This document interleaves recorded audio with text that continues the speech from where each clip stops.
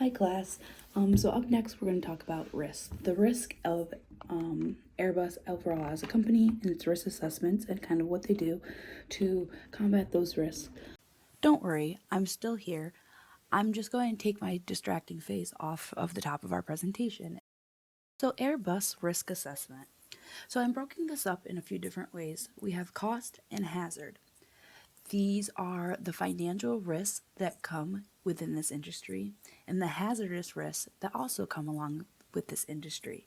And what Airbus does in their risk management in order to control these risks. So first, cost. As we know, and we'll discuss a little bit further, the price of a product such as a commercial aircraft is extremely costly in its production and therefore comes with a large financial risk. No one can simply enter this industry without a large amount of money to front their endeavors. But with that being said, people in the industry are risking a large amount of money when partaking in the industry every time they create a product. If there's a malfunction or issue, they lose money. If there is a issue, they lose trust, which loses them money, and so on and so forth. And therefore, cost risk is something that needs to be watched and analyzed and taken into consideration when making overall business decisions. Up next, hazard risk. When it comes to Airbus, this could specifically be hazardous materials such as fuel and chemicals and the different products that are used in their product production, but it could also simply mean hazardous situations. For instance, they're creating these large objects people trust to fly them through the sky. If that is not taken serious, there could be large risks up to death for consumers and clients if that is not considered. On their website, Airbus highlights the risk management processes that they take in order to make sure these things do not happen. Simply, they look at data, they look at objects of their production, and analyze what they can do to reduce their risk. One of the things they talk about is actually enterprise risk when it takes away that physical risk, the harm that could be caused onto someone, but instead looks at the risks within their business, the different things that they can do in order to make sure that culture stays great, that people are staying committed to the task at hand. Because without proper risk assessment and risk management, a company will fail. So it is important that Airbus continues to take a high precedence in their risk assessment and management. Up next, I'm going to talk about the distribution structure of Airbus, which ultimately is a deeper dive into supply chain. Airbus states on their website that their company's environmental and social impact is linked to its supply chain. At Airbus, they focus on integrating high standards of responsibility throughout their operations to foster a sustainable supply chain. This includes working to manage natural and human resources in a responsible way at every step of the production process. So again, it's kind of going back to the fact that Airbus focuses not just on the human business side of everything, but also the product side, and that a combination of the two creates this platform for them to be able to assess all different aspects of their business, such as we discussed with risk and now supply chain. Airbus has a large number of suppliers, which is pretty obvious seeing that the products that they create are made up of a lot of smaller ticketed items that come from outsourced suppliers. So they have about 8,000 direct suppliers and 18,000 indirect suppliers. I also found it interesting that on their website they keep a section open for suppliers to be able to apply to work with Airbus in a sense, which makes me think that Airbus is constantly watching their supply chain and the opportunities that they could have outside of those who make up their supply chain. For instance, if I created a computer chip that another supplier they already have makes, but maybe at a lesser cost, there's an open opportunity to simply apply to let them know, hey, I'm interested in being a supplier. I'm sure there's a lot of other things that go on behind the stage, but the fact that it leaves that open to constantly to grow their supply chain is interesting to me.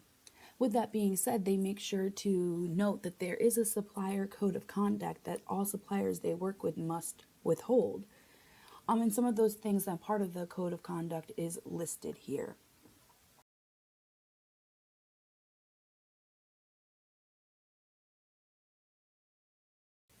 So, as you can imagine, with all of those different suppliers, you can assume that a large portion of the activities happening within the supply chain in Airbus are sourced from outside suppliers.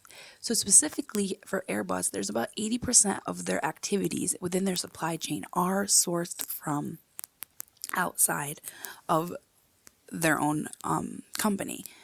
That's 2/3 of their revenue is created from sourced activities. So without their suppliers and their supply chain, they wouldn't be too successful. With that being said, there is a 3% of their supply that they create themselves, which I'll talk about a little bit in a second. Over here, you'll see that I listed those supplies that come in, such as flying parts, aerostructures, equipment and systems, materials, all of that fun stuff, again, used to kind of create the products that they offer: helicopters, commercial aircrafts, aerospace equipment, things like that.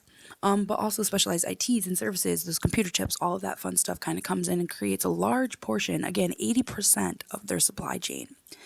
So, what part of the supply chain do they create? Where's that 20%? And that's what goes out: their final products, their commercial aircrafts, their helicopters. But they also offer air supply. What is air supply? Air supply is their own supply chain management operations. Air supply is a single supply chain solution for direct procurement shared by the main European aerospace companies within the Boost Aerospace hub.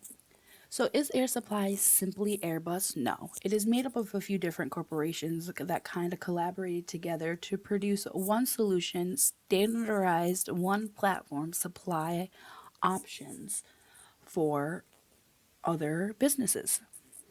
Air Supply is a collaborative hub that helps manufacturers and suppliers to kind of gain visibility amongst each other. The one solution that they provide is for the aerospace community to connect original equipment manufacturers and suppliers to one another, to standardize supply chain collaboration processes and shared formats for data exchange, and to give one platform for a single supply chain process collaboration via the internet, with worldwide services, etc. That is all pulled directly from their website. There's actually a great breakdown of what Air Supply offers and who makes up Air Supply on their website. If you guys are interested in looking that up, feel free. It's simply just finding Air Supply on Airbus's website. And of course, we can't talk about supply chain without talking about supply chain problems that the whole entire world is seeing in our everyday lives, such as the grocery store or the price of goods. So, yes, Airbus struggles with some supply chain issues as well. In an article found from July of 2022, the CEO was actually interviewed to discuss some of the different supply chain issues they were facing. For instance, the energy shortage.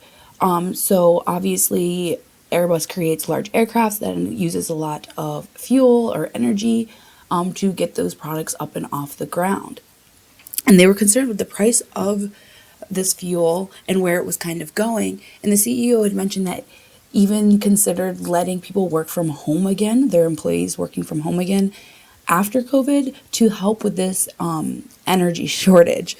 So in the grand scheme of things, how would that really work? But he explained it if, well, my employees aren't driving to work, they're not using gas, and therefore there will be more gas for the company to use. So is that a selfish move? Maybe, but employees were benefiting or could possibly be benefiting from the remote option of work, while trying to also combat the issues of energy shortages in their industry. Would that make a large impact on the energy shortage?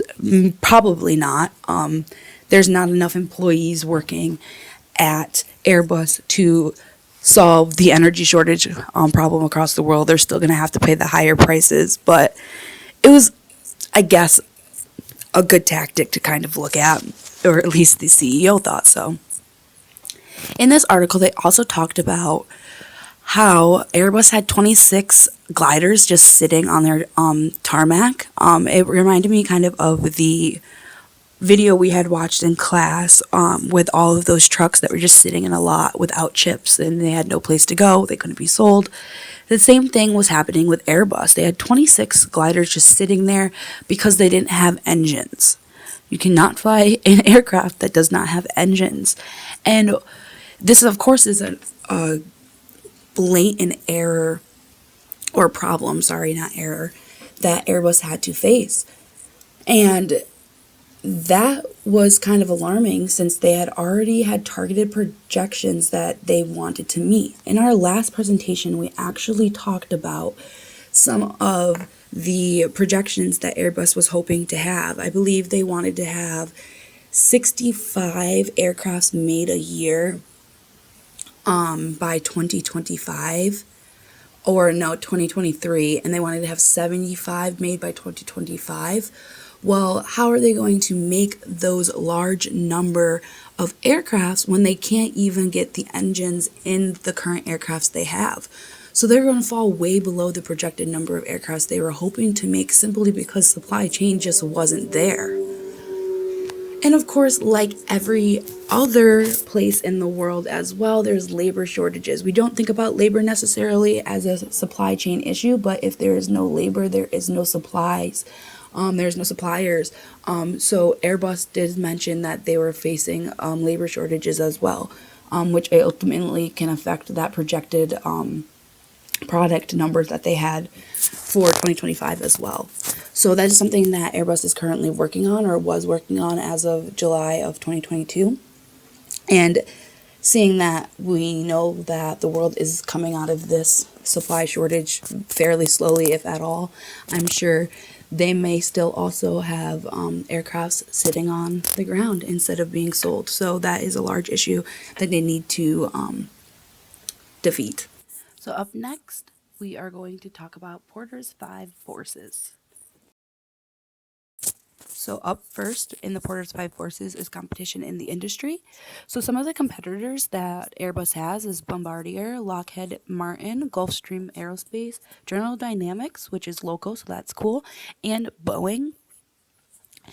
When looking at the competition in the industry, you not only want to look at how many competitors there are, but if those competitors are offering the same exact products or offerings that Airbus is. And the answer to this is also yes. Yes, there's a decent amount of competitors, and yes, they offer the same thing, such as commercial aircrafts, helicopters, space and defense, and supply chain.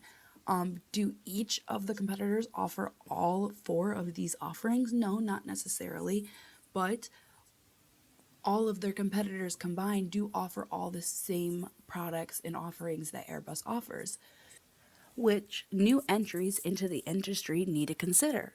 And that brings me to the second part of Porter's 5 forces, which is new entries into the industry, or more specifically, the potential of new entries into the industry.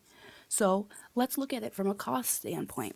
Let's compare an Airbus A380 to a Boeing 747. Yes, Professor, I know they might not be the exact same apples to apple comparison, but for the sake of comparing an aircraft to an aircraft, we're going to use these 2 options.